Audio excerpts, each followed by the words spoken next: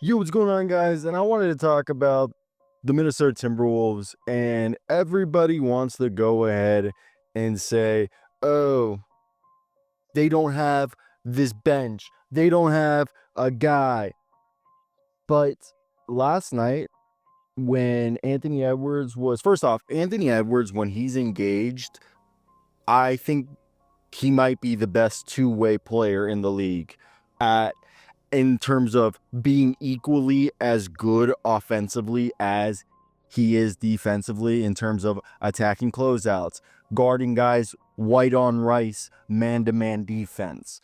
But he's also has this innate ability through his personality to make his teammates better by being a cheerleader. Like you saw it when, Nickeil Alexander-Walker, Jaden McDaniels, Rob Williams, not Rob Williams, Rob Dillingham, and what was it? Terrence Shannon, Rob Dillingham, Nickeil Alexander-Walker, Jaden McDaniels, and Naz Reid was the closing lineup in that fourth quarter. Obviously, we knew what Anthony Edwards did to close out the game, but man, you watch that, and I feel like part of the reason why they were playing so well was their captain, their leader, the best player on the team isn't on the floor, and he's cheering them on, believing in them, and then he joins them in the overtime, and they complete the greatest franchise comeback in fourth quarter history. I guess it would be, or that was wrong. The best fourth quarter comeback in franchise history. God, that was a word salad. But what are your guys' thoughts before we continue today's video? And we'll talk about the rest of this as soon as you guys hit that like and subscribe button. But let's get into it.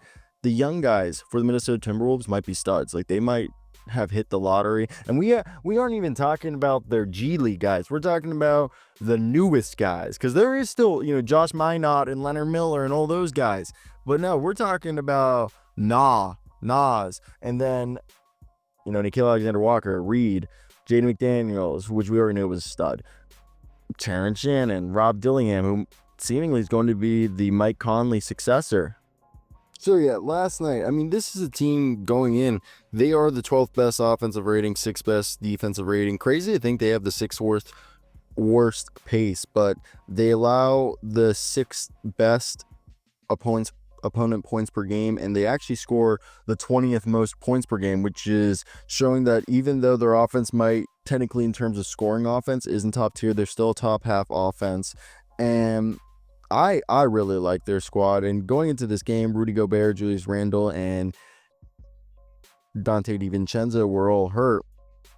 And this year, Terrence Shannon, Rob Dillingham, also Jalen Clark deserves credit. He comes back from this Achilles injury, and dude, this guy is a defensive dog. He plays like 15 minutes a night and is averaging a steal a game and is just hounding people. Similarly to how Peyton Watson plays for the Denver Nuggets.